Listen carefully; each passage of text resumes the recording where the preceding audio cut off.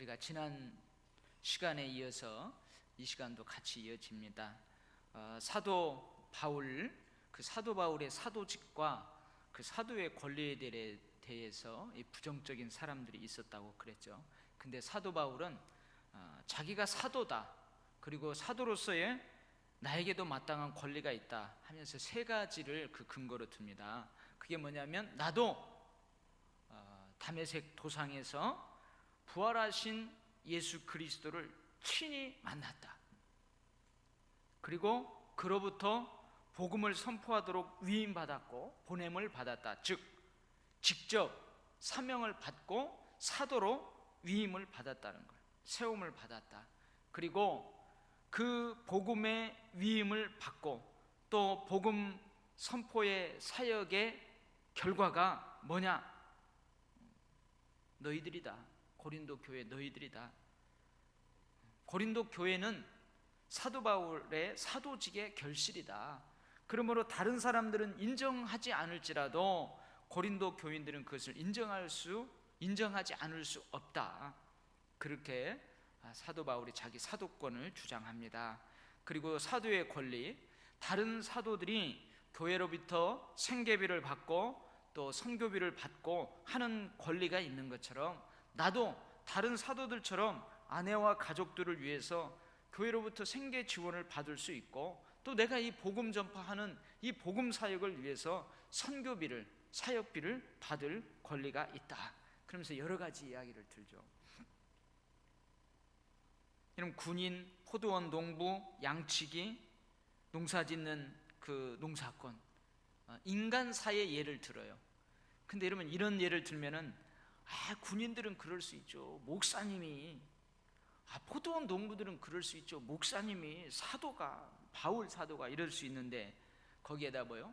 확실하게 율법의 규정, 성전 제사의 원리, 하나님께서 그 제사장들의 주은 소금 언약, 그리고 무엇보다도 여러분, 이런 건 다 뭐 그렇다 할지라도 예수님의 명령이 있어요.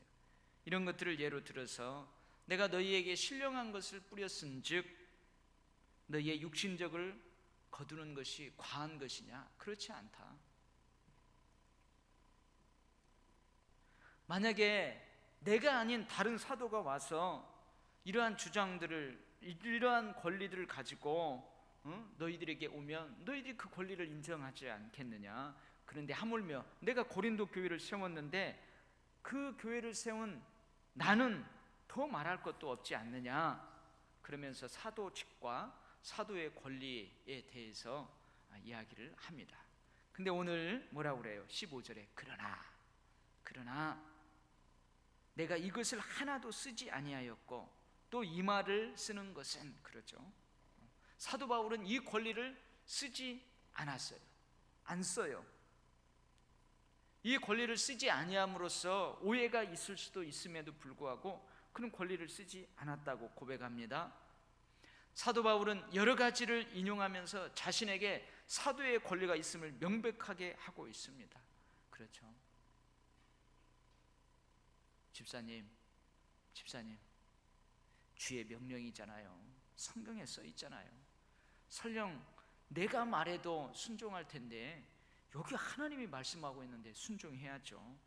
그러면 여러분 어떡하겠어요? 순종하죠. 목사님이 얘기해도 순종하는데, 목사님이 이야기한 건 그렇다 치고 성경에 그렇게 되어 있는데 예, 아멘 하겠습니다. 그렇잖아요. 그러니까 인간사는 그렇다 치라도 사도 바울이 뭘 들이대는 거예요? 율법의 원리를 들이대는 거예요. 성전 제사의 원리를 들이대는 거예요. 소금 언약의 원리를 들이대는 거예요. 심지어 주님의 명령을 들이대는 거예요. 여러분, 이렇게 할 때요, 여러분들이 어떻게 하겠어요? 사도 바울에게는 사도의 권리가 있다. 당연히 우리가 그 권리를 쓸 수 있도록 해야 되고 우리가 그렇게 해야 되지 않느냐?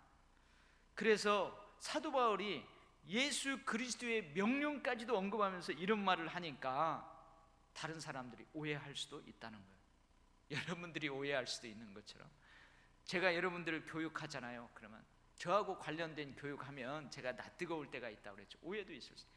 야, 목사님이 저렇게 이해하는 것은 목사님에게 저렇게 해달라는 것이구나. 사도 바울이 예수님의 명령까지 들먹이며 사도의 권리를 주장하는 것은 우리에게 바울 자신의 재정적 지원을 해달라는 뜻을 아주 강하게 요구하는 것이구나, 강하게 어필하는 것이구나, 이런 오해가 있을 수도 있다는 거죠. 그러나 사도 바울은 뭐예요? 전혀 그런 의도로 예수님의 명령까지 들먹이고 있지 않다, 그런 것을 과장법을 써서 확실하게 합니다. 뭐라고요? 여러분들 그러잖아요. 나의 명백함을 주장하기 위해서 여러분 어떻게 해요? 내가 그런 일 있으면 내 열 손가락에 뭘 지져요? 장을 지져. 나 장을 짓는다는 말이 무슨 말인가 모르는데, 제가 알고 있는 게 바르게 알고 있나요? 내가 만약에 그랬으면 열 손가락에 장을 짓는다는 말은 열 손가락에다가 장을, 간장을 묻혀가지고 거기다가 불을 이렇게 한다는 거 아니에요? 맞아요? 얼마나 뜨거울까요? 간장을 안 묻히고 불 땡기면은 별로 안 뜨거운데 간장 묻혀서 불 땡기면 더 뜨거운가 어쩐가. 어쨌든 우리가 그 과장법이죠. 내가 그거 안 했는데 만약에 내가 했으면 내 정치 생명을 포기하겠습니다, 내가 대통령직을 내려놓겠습니다. 이건 뭐예요? 아주 강한 과장법이죠. 강하게 내가 명백하다는 거예요. 사도 바울이 뭐라고 그래요? 내가 차라리 죽을지언정 나한테 이렇게 해달라고 내가 예수 그리스도의 명령까지 들먹이면서 너희들에게 사도의 권리를 주장하는 것이 아니다, 그래요. 그러면서 사도 바울이 왜 사도의 권리가 자에게 있음에도 그것을 내려놓고 포기하고 유보하는지, 여러분들 그것을 쭉 이야기하고 있습니다. 마찬가지입니다. 여러분, 이 원리에 의해서 나에게 마땅히 주어진 권리임에도 내려놓을 줄 알아야 돼요. 이 원리에 의해서 여러분도 마찬가지고 저도 마찬가지예요. 그리고 만약에 이 원리에 의해서 그 권리를 사용해야만 된다면 해야 돼요. 이 원리가 그 권리를 포기하는 원리도 되고 그 권리를 마땅하게 사용하는 원리도 됩니다. 그래서 오늘 다 여러분들은 이 익숙한 본문이 있지만 다시 한번 정리한다는 차원에서 같이 은혜를 나누기를 바랍니다. 첫 번째는요, 복음의 효과적인 선포의 원리입니다. 여러분, 사도 바울이 마치 예수님의 명령을 거부하는 것처럼 보이잖아요. 어떻게 했어요? 예수님이 복음 전하는 자는 아무것도 하지 말라, 아무것도 하지 말고 그냥 복음 전하는 그곳에 들어가가지고 복음을 받아들이는 부요한 가정들, 복음을 받아들이는 재정적으로 넉넉한 사람들, 그 집에 들어가서 먹고 그 집에서 재정적인 지원을 받으면서 복음을 전하라 그랬어요. 그리고 그 가정에 들어가면 그 가정의 평안을 빌라, 그 가정을 축복하라, 그러면 그 축복이 그 가정에 임할 거다. 근데 사도 바울은 그렇게 안 하잖아요. 안 해요. 자기가 천막 만드는 일을 통해서 생활비, 사역비를 벌면서 이 일을 해요. 그러니까 마치 사도 바울은 예수님의 명령을 거부하는 것처럼 보여요. 그러나 여러분, 우리가 늘 겉과 속이 다를 수 있어요. 그러니까 문자적인 주님의 명령, 문자적인 율법, 그것도 중요해요.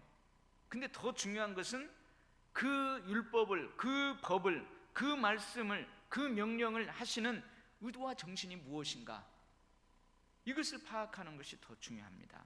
예수님이 누가복음 10장에서 전도자들을 파송하면서 그랬어요. 근데 왜 그러냐면 이때는 추수할 것들이 많아요. 추수할 것들이 많아. 추수할 일꾼들은 적어요. 무슨 말이에요? 하나님 나라의 긴박성, 하나님 나라의 임재의 긴박성, 이 복음 전파의 긴박성이 그 상황이에요. 그러니까 뭐란 말이에요? 지금 긴박하게 복음 전파를 하고, 그래서 추수할 일꾼들을 불러야 되고, 그래서 이 하나님 나라의 도래에 대해서 준비해야 되고, 그러는데 만약에 선교비를 마련하더라고 지체해야 하면 어떻게 돼요? 지금 긴박하게 복음을 전해야 되고 추수할 일꾼들이 많아요. 일꾼들을 세워야 되고, 그래서 하나님 나라를 빨리빨리 전해야 되고, 그런데 그것은 뒤 제쳐놓고 선교비를 마련하느라고 그 복음 전파의 사명을 지체하면 어떻게 되겠어요? 그러면 안 된다 이거예요. 그러니 너희들은 선교비 마련하려고 지체하지 말고 각 동네에 가서 너희들을 환영하는 집에 들어가서 먹고 자면서 하나님 나라의 복음 전파하는데 최선을 다해라. 이러한 상황이에요. 이러한 상황. 이 사도 바울의 상황은 이제 예수님이 그 제자들을, 전도자들을 파송할 때의 상황하고 좀 다르다는 거죠. 예수님이 제자들을 파송하면서 말씀하시는 그 상황은 복음 전파의 긴박성이라는 상황이 있었어요. 근데 이 사도 바울의 상황은 긴박성하고는 다르게 복음의 차별화라는 상황이 있습니다. 복음의 차별화. 그게 뭐냐면, 당시 지금 이 고린도 그 다음에 저 예루살렘을 지나서 저 안디옥, 그 다음에 저 갈라디아, 소아시아 지역, 그 다음에 저 마게도냐 지역, 이쪽에 밑에 아테네, 고린도, 이 지역 다 헬라 세계예요. 그 당시 헬라 세계에서는 여러분들 국사 시간에도 배웠죠. 스토아 철학자들, 궤변론자들이 있었어요. 그러니까 여러 모양의 철학자들이 참다운 삶을 위한 지혜를 가르친다고 하면서 이 동네 저 동네, 이 도시 저 도시를 떠돌아다니면서 강연을 합니다. 강연을 해요. 그리고 그 강연을 하고 그 돈으로 살아가요. 그러니까 직업이죠. 철학자들이 그것을 직업으로 삼는 거예요. 그 돈을 거둬갖고 생계를 유지하면서 이 도시 저 도시 유랑하면서 그 직업적인 생활을 하는 거예요.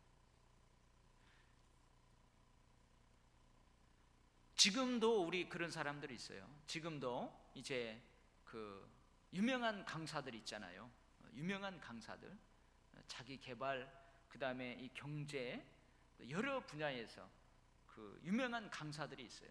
그래서 그 강사로 초청을 받아가지고 그 강의를 하고 그것이 자기의 직업인 사람들이 있잖아요. 이런 사람들이 있어요. 이런 사람들이 주로 선호하는 도시가 어디 도시일 것 같아요? 이런 사람들이 어느 도시로 갈 것 같아요? 가난하고 돈 없는 도시로 가겠어요? 아니죠. 부유한 항구 도시, 돈이 많은 항구 도시, 고린도라든지 데살로니가라든지 에베소라든지 이런 부유한 항구 도시로 간다 이거죠. 근데 사도 바울도 복음을 전파하러 이 도시 저 도시 떠돌아다니는 거예요. 근데 사도 바울은 꼭 부유한 항구 도시만 가지 않아요. 물론 부유한 항구 도시에 갑니다. 그리고 거기에서 복음의 전초 기지를 삼아요. 그럼 수많은 사람들이 그 항구 도시로 밀려들기 때문에 복음의 접촉점이 더 기회가 많고 넓어질 수 있어요. 그렇죠. 여러분, 우리도 복음 전할 때에 이 사거리에서 있을 때 사람들 통행이 많은 곳, 그곳에 서서 전도지를 주고 하면은 많은 사람들과 접촉할 수 있는, 그게 넓어지잖아요. 그러니까 부유한 항구 도시를 찾을 수도 있죠. 중심 그 도시를 찾을 수 있어요. 그런데 사도 바울은 그러지 않잖아요. 근데 이 헬라 그 도시마다 누가 있어요? 이런 철학자들, 직업적인 철학자들이 있단 말이죠. 근데 사도 바울도 거기에 가서 철학적 지혜가 아닌 하나님의 지혜, 복음을 전하는 거예요. 근데 복음을 전하면서 여러분 거기서 복음을 다 전한 다음에 생계비로 돈을 받고 뭔가 강사료를 받고 강의비를 받고 그렇게 한다면 그 철학자들이나 이 철학자들이 전하는 인간적인 지혜나 사도 바울이 전하는 그 복음이나 별 차별이 된다는 거죠. 그래서 어떻게 해요? 저 철학자들이 전하는 인간의 지혜와 내가 전하는 복음은 다르다. 그것을 차별화하는 수단으로 복음을 무료로 선포하는 거죠. 복음을 무료로 선포하는 거예요. 자신의 생계는 자신이 해결하면서 그걸 선포하는 거예요. 그럴 때 어떻게 해요? 그 부유한 도시 사람들이 저 사도 바울이 전하는 복음은 뭔가 다르구나. 궤변론자들, 철학자들이 전하는 뭔가 인간의 지혜하고는 다르구나, 그럴 수 있다는 거죠. 그래서 여러분 뭐라고요? 사도 바울이 생계비를 받지 않고 자기 스스로 일하면서 복음을 선포하는 첫 번째 원리가 뭐라고요? 복음의 효과적인 선포를 위해서 그렇다는 거예요. 바꿔서 생각해 보세요. 바꿔서 생각해 보세요. 만약에 사도 바울이 생계비를 받지 않고 사역비를 받지 않고 자기가 노동하면서 자기가 일하면서 그 복음을 선포할 때에 많은 사람들이 저 사람은 왜 일하면서 복음을 선포할까? 그리고 복음을 받아들이지 않고 복음에 대해서 거부감을 갖고 그런다면 오히려 사도 바울이 자기 직업을 가지고 일하는 것이 뭐가 돼요? 복음 전파의 효율성을 떨어뜨린다는 거죠. 떨어뜨린다는 거예요. 여러분 이해할 수 있겠죠? 여러분 우리 한국 교회는 아직도 목회자들이 직업을 가지고 목회를 하는 거에 대해서 용납을 잘 안 합니다.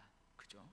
근데 이제 미국 같은데, 저 유럽 같은데 그 한인교회 목회하는 분들, 그리고 그 현지인 목회하는 분들은 목사이면서 다른 직업을 가지고 또 그 목회를 하시는 분들 많아요.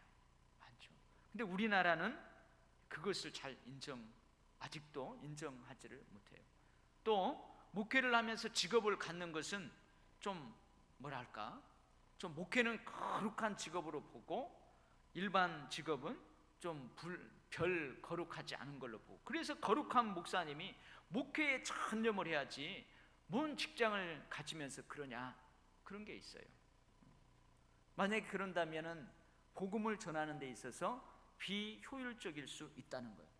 근데 지금 사도 바울처럼 그런 상황에서 사도 바울이 자기 직업을 가지고 자비량 선교를 하고 생계비를 자기가 책임지면서 하는 것이 복음을 전하는데 더 효과적이다. 그러면 그렇게 한다는 거예요. 사도 바울은 그렇게 한다는 거예요. 여러분 사도 바울이 앞부분에서 그랬죠. 만약에 내가 음식 먹는 것을 보고 내 형제가 실족한다면 나는 영원히 고기를 먹지 않을 것이다. 그런 원리예요. 그런 원리나 똑같은 거예요.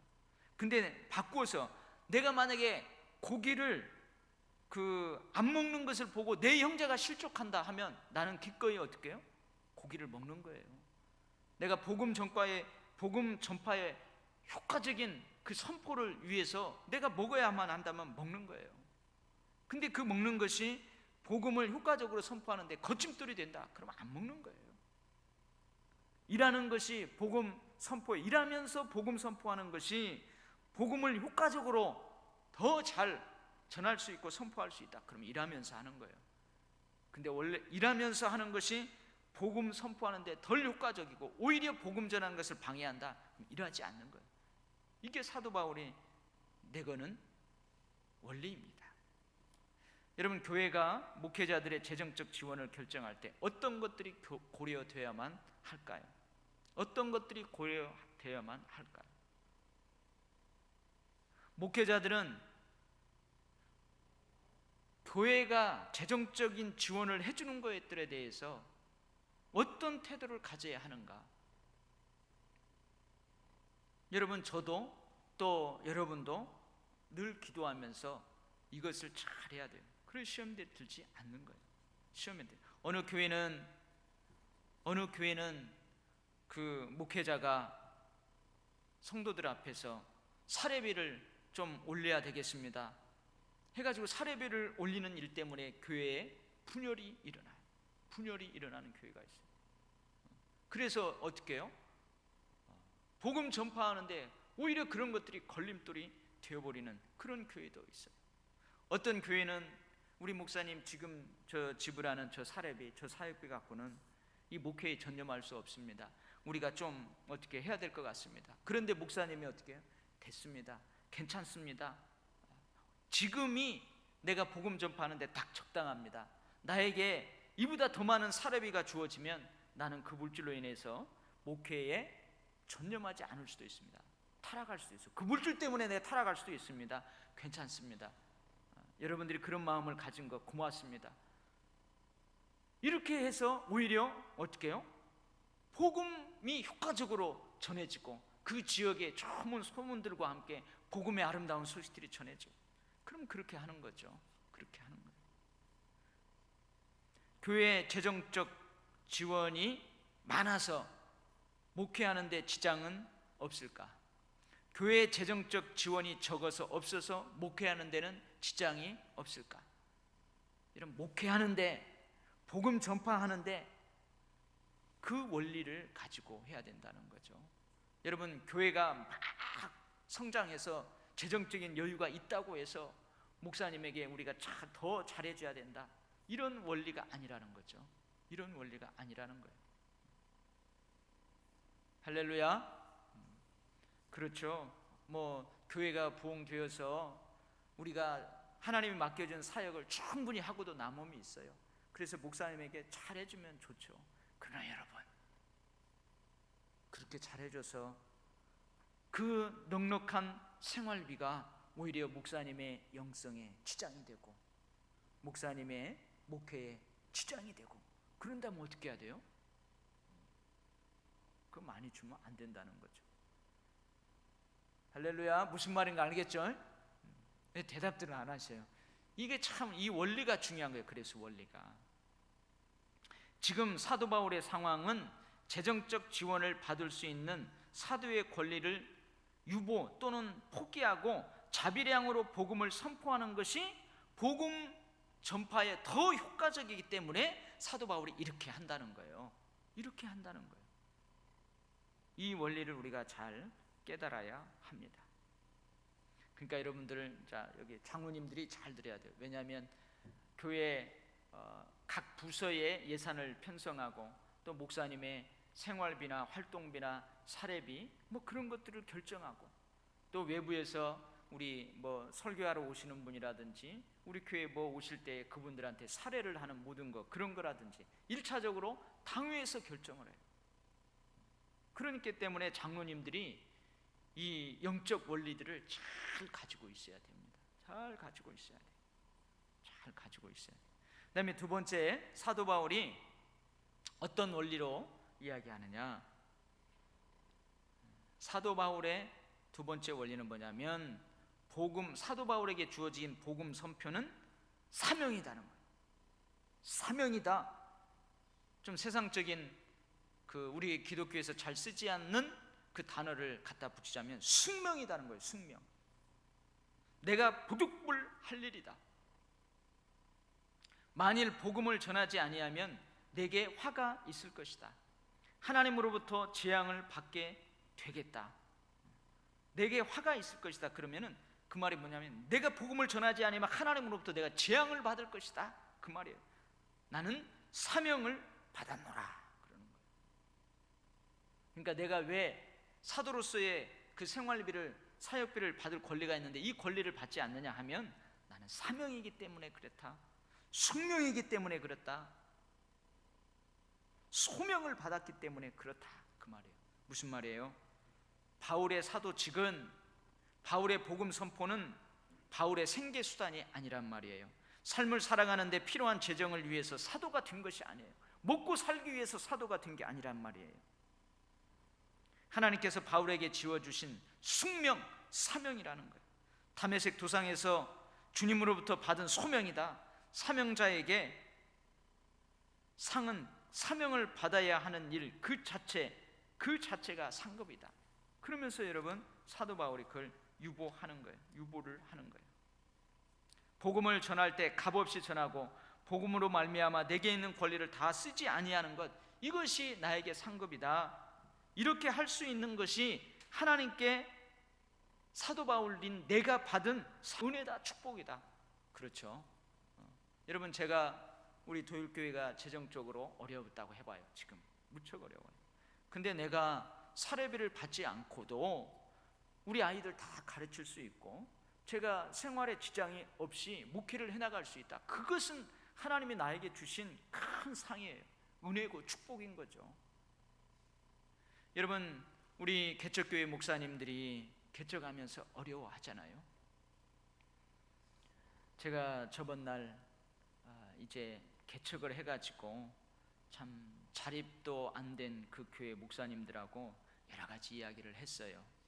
근데 저는 적은 교회에 있어 본 적이 없어요.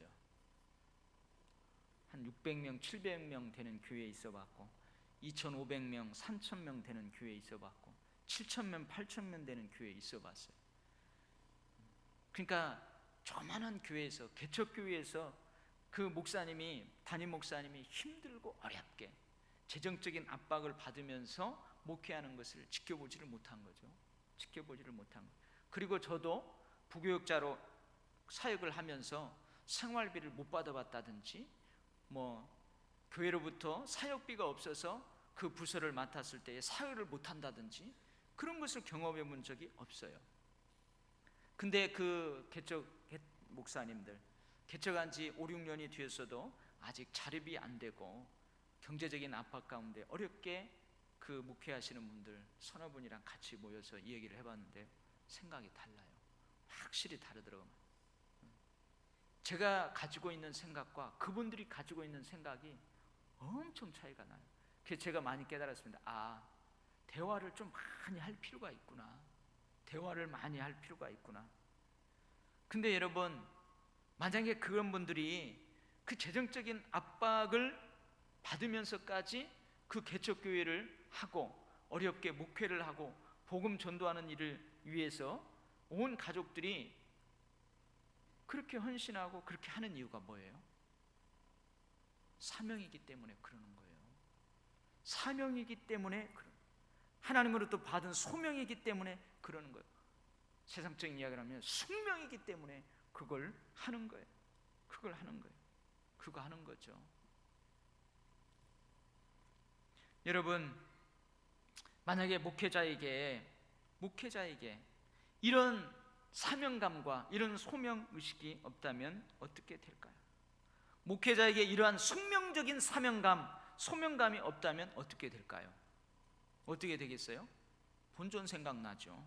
제가 이 본전 생각이라는 단어를 도율교회 와서 여러 번 쓴 걸로 기억이 됩니다. 본전 생각 나는 거예요. 그죠? 자신의 수고에 대해서, 자신의 헌신에 대해서, 자신의 목회에 대해서 어떤 응당한 대가를 당연히 받아야 되는데 받지 못하면 본전 생각 나는 거예요. 사명감, 소명감이 없으면. 그리고 또 어떻게 돼요? 교회가 얼마나 많은 재정적인 지원을 해주는가에 따라서 헌신의 정도가 달라져요. 그리고 재정에 따라서, 생활비, 사례비에 따라서 이 교회 저 교회로 임지를 너무 쉽게 자주 옮길 수 있어요. 자주 옮길 수 있어요. 여러분, 지금 우리 두 분 전사님들도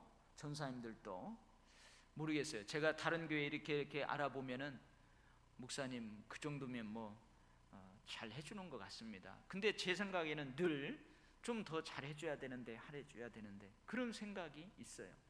근데 그 형편상 그렇게 해주지 못하죠. 전에 있던 전사님한테도 그때도 내가 늘 미안한 감이 있고, 우리 장로님들도 그렇죠. 우리 장로님들 모이면은 목사님뿐만이 아니고 부교육자들한테도 다 잘해주고 싶죠. 근데 우리 교회 형편이 이러니 어떻습니까? 그래서 제가 뭘 내걸었냐? 어떻게 나도 충성하고 저 부교육자들도 충성하라고 하느냐? 하나님이 갚아주신다는 거죠.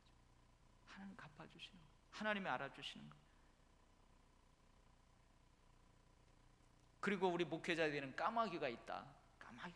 하나님이 그거 부족하면 그렇게 살게 하시고, 근데 사실 제가 이 말할 때요, 한편으로는 내 양심에 좀 찔리는 점도 있지요. 왜냐하면 저는 그렇게 고생을 안 해봤거든요. 사실 저는 그렇게 고생을 안 해봤어요. 근데 그렇게 고생하며, 그래서 저는 그렇게 고생을 안 해봤어요. 신학생 때도 그렇게 고생을 안 해봤어요. 물론 아내가 그 직장 생활을 하니까 제가 교회에서 받는 사례비보다, 전도사 사례비보다 더 많이 받아요. 그래서 이제 그 신학 다닐 때에 저희 집에 많은 전사님들 와가지고 많이 먹기도 하고 그러면서 재미있게 했죠. 근데 그분 전사님들한테 내가 실제로 경험해보지는 않았으면서도 많은 분들이 그렇게 이야기하잖아요. 이런 목회자에게 이러한 숙명적인 사명감, 소명감이 없다면 그렇게 된다는 거죠. 여러분, 저도 지금 이렇게 선포합니다. 이렇게 여러분들에게 가르칩니다. 이런 원리를 여러분들에게 가르칩니다. 저도 배웁니다. 여러분, 앞으로 저도 어떻게 될지 모르겠어요. 이 말씀에 사로잡혀야 되겠죠. 교회가 부흥하고 재정적으로 넉넉해지고, 그러면 저도 욕심이 생겨날지 몰라요. 본전 생각이 날지 몰라요. 그럴 때 여러분, 이 말씀에 우리가 꽁꽁 묶여야 될 줄 믿습니다. 여러분, 사도 바울이 재정적 지원 없이 목회를 했으니 모든 현대 목회자들도 교회 재정적 지원 없이 목회해야만 한다, 그런 모델로 사도 바울이 지금 등장하는 게 아니에요. 아니라는 거죠. 여러분들, 그렇게 이야기하면 안 돼요. 사도 바울도 재정적인 지원 없이 목회했으니까 그렇게 하라, 그러면 안 돼요. 그러면은 서로 힘든 거죠. 여러분, 목회자의 입장에서 목회자가 된 이유가 무엇인가? 하나님으로부터 목회자로 부름받은 이유가 무엇인가? 그것을 늘 생각을 해야 돼요. 여러분도 마찬가지예요.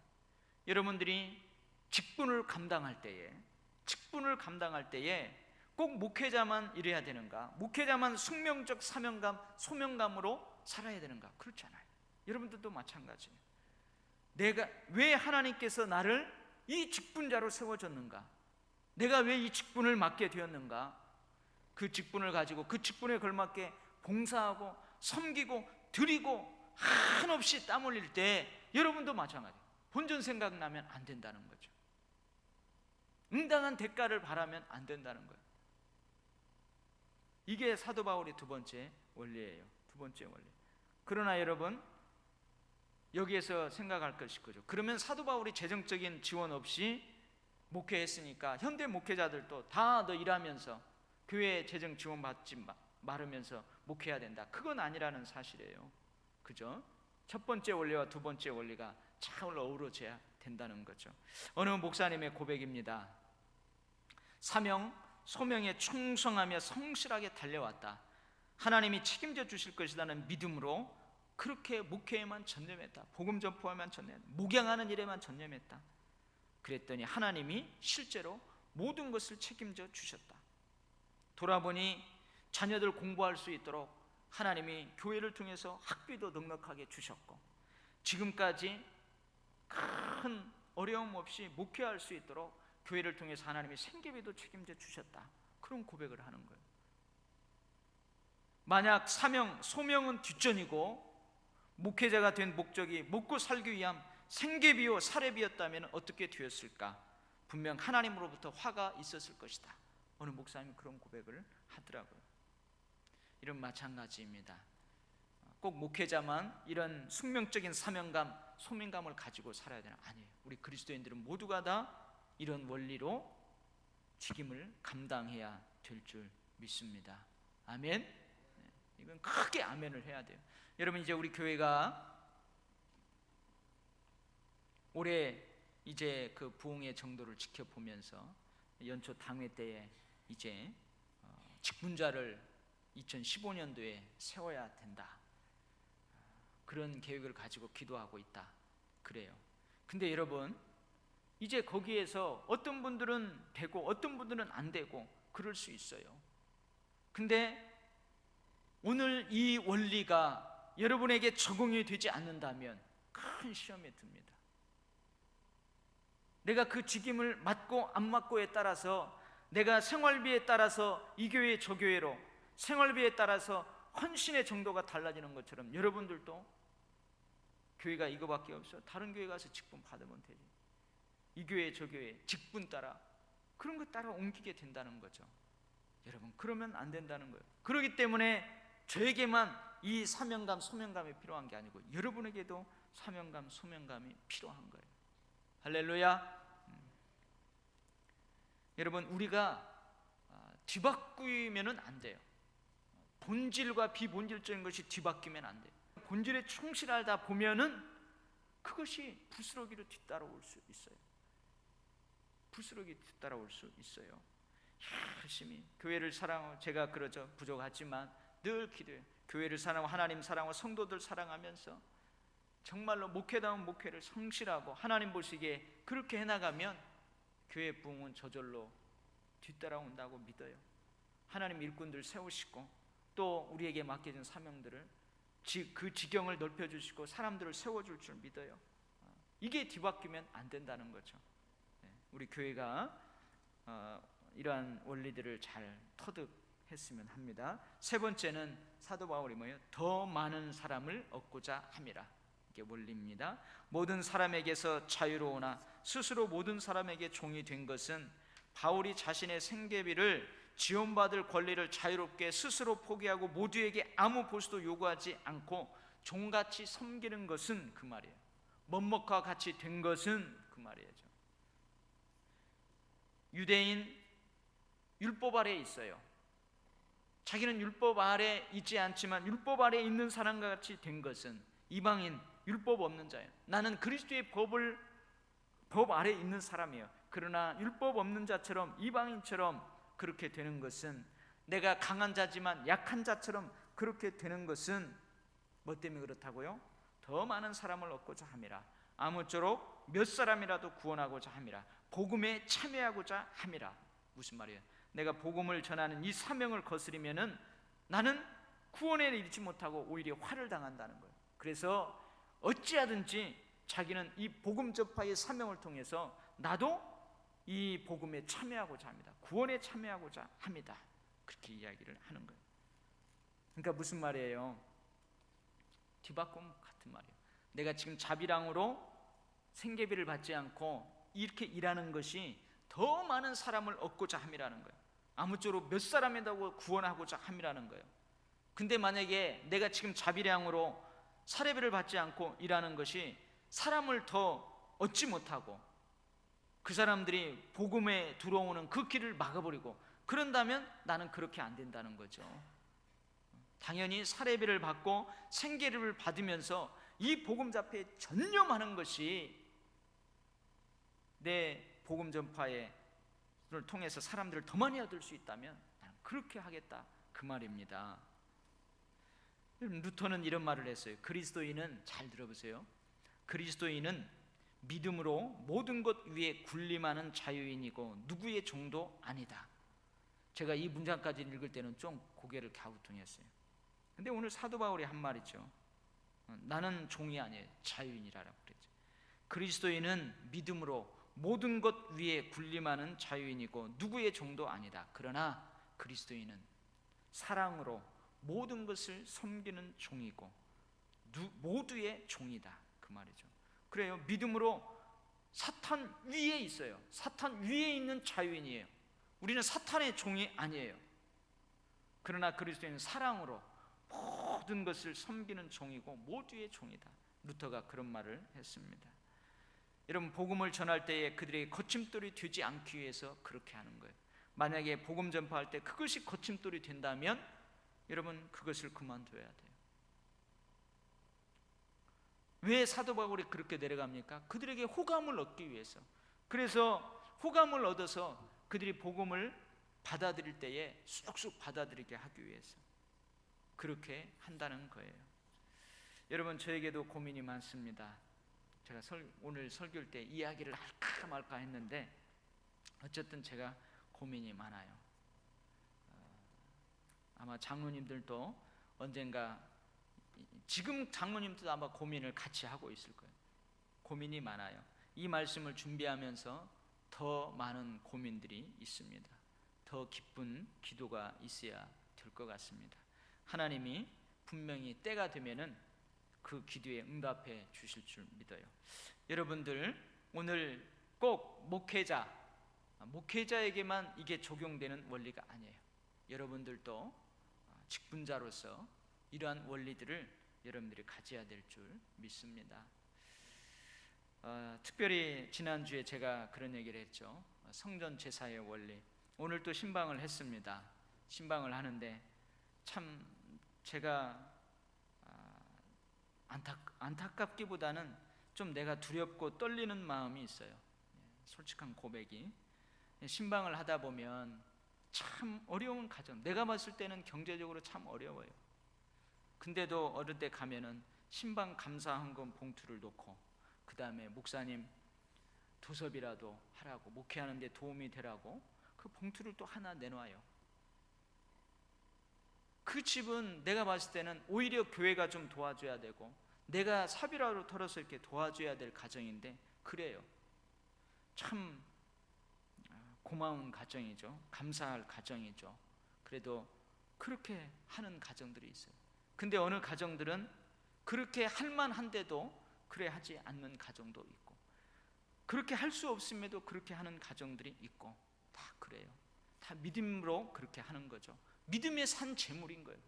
그게 교회에 드리는 감사 헌금이든 교회를 목회하는 목회자에게 도서비를 하라고 뭐 귀한 데 쓰라고 주는, 그것도 다 하나님 앞에 드리는 헌금이에요. 사실 제가 청년 사역할 때에는 참 유용하게 썼어요. 그런 것들을 참 유용하게 썼습니다. 물론 작년 사역할 때에도 유용하게 썼어요. 유용하게 썼어요. 어떤 때는 구역장들 모임, 어떤 때는 무슨 모임이 있을 때에, 여러분 목회자라고 항상 대접만 받아야 되는 게 아니잖아요. 대접하고 싶은 때도 있어요. 대접하고 싶은 때도 있고, 그런 때 그걸 요긴하게 써요. 제가 오늘 이 말씀을 선포하려고 말씀을 준비하고 지금 대신방을 하면서 내가 그것을 다 내 성경책 안에 낄 때마다 두렵고 떨리는 마음으로, 하나님 귀한데 잘 쓰겠습니다. 하나님 나를 위해서 쓰는 게 아니고 결국은 성도들을 위해서, 가정을 위해서, 복음 전파를 위해서 내가 귀하게 쓸 수 있는 능력도 주시고 그렇게 쓸 수 있게 해주세요. 이런 기도가 나오더라고요. 이런 기도가 나와요. 여러분, 우리 교회 제가 보니까 우리 원로 목사님이 참 그 좋은 일을 한 것이 많이 이렇게 저에게 전해져요. 예전에 목사님은 딱 봐가지고 사례비도 막 다 해가지고 그 어려운 사람 돕고 막 그랬다는 얘기를 들어요. 많이 도움을 줬다는 얘기를 들어요. 그때마다 제가 기가 죽습니다. 나는 아직 그렇게 한 번도 못 해봤는데, 내 사례비 받은 거 전부 다 해서 누구를 돕거나 그러하지 못했는데 막 그래요.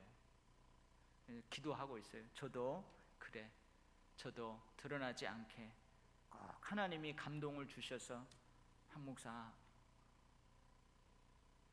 그 사명이야, 소명이야, 그렇게 하면 제가 할 거예요. 그래서 여러분들 저를 위해서도 많이 기도해 주고 여러분들 위해서도 많이 기도하고, 여러분 우리 목회자가 물질에, 특별히 물질의 노예가 되면 그건 진짜 타락하는 거죠. 타락하는 거죠. 그래서 저도 사실은 지금까지 제가 어렸을 때부터 지금까지 물질 때문에 막 어렵게 살지는 않았어요. 솔직하게 저희 집이 그렇다고 해서 넉넉한 살림은 아니지만, 제가 공부하는 데 있어서도 어머님이 물론 많이 고생을 했지만 뭐 다 제가 그렇게 막 쪼들리고 막 그러진 않았어요. 그러다 보니까 이게 그 돈 귀한 줄을 잘 몰라요. 잘 몰라요. 고생을 안 해봐서 그런 것 같아요. 아무튼 위에서 많이 기도해야 됩니다. 기도해야 돼요. 누구나 그 물질 앞에는 장사가 없습니다. 그 물질 앞에는 장사가 없어요. 여러분 명예, 권력, 그 욕심 앞에서는 어느 누구도 장사가 없어요. 서로 지켜주고 보호해주고 서로 위해서 기도하고 그래야 될 줄 믿습니다. 여러분 우리 교회가 물질로 인하여서 다시는 이 복음 전파가 가로막힌다든지 축복이 흘러가는 통로가 막혀버린다든지 그래야지 않도록 우리가 늘 깨어 있어야 될 줄 믿습니다. 늘 기도해야 될 줄 믿습니다. 아멘. 혹시 오늘 시험 들거나 또 이렇게 말씀을 삐딱하게 듣거나 그런 사람 없기를 바랍니다. 여러분 말씀은 사랑함으로, 또 말씀은 순종함으로, 말씀은 은혜로 받으면 그 은혜가 되는 거예요.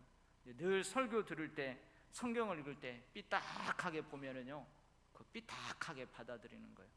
여러분들 이 강단에서 어떤 말씀이 설포되든지 늘 사랑으로 받고 은혜로 받고 순종해야 되겠다는 그런 순종함의 마음으로 받으면 은혜가 될 줄 믿습니다. 여러분 정말로 우리 교회를 위해서 1분 기도운동 할 때 우리 교회를 위해서, 또 우리 교회에 맡겨진 그 복음 전파의 사명을 위해서 그리고 연약하디 연약한 저를 위해서도 많이 기도해 주시고 그렇게 해주시기 바랍니다.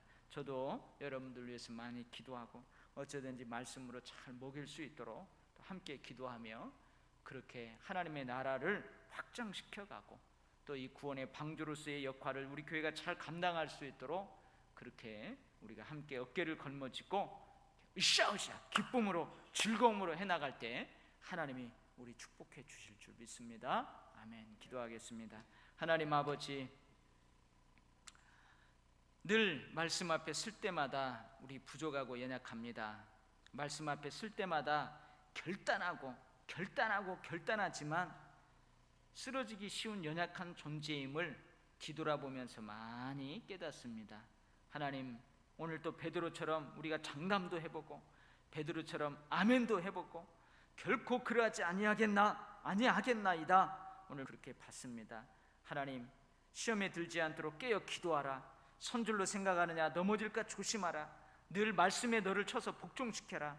우리가 그 말씀에 순종해 나갈 때에 이 결심들, 오늘 받은 은혜들, 오늘 받은 새로운 그러한 마음들이 지속될 줄 믿습니다. 하나님, 우리 교회를 축복하여 주시옵소서. 우리 교회를 사랑하여 주시옵소서. 사명 감당할 수 있도록 경제적인 것도 또 일꾼을 세우는 것도 모든 것들도 자연스레 언제 그랬냐는 듯이 그것도 모르듯이 하나님, 우리가 열심히 하나님 사랑하고 전도하고 그렇게 바른 길 가다 보면 하나님이 그렇게 우리를 사용하실 줄 믿습니다. 하나님, 우리 도일교회 모든 성도들 하나님이 그러한 은총을 주시고 저에게도 그런 은총을 주셔서 우리 교회가 많은 일들을 은혜스럽게 더 풍성하게 감당할 수 있게 하여 주시옵소서. 예수님 이름으로 기도하옵나이다. 아멘.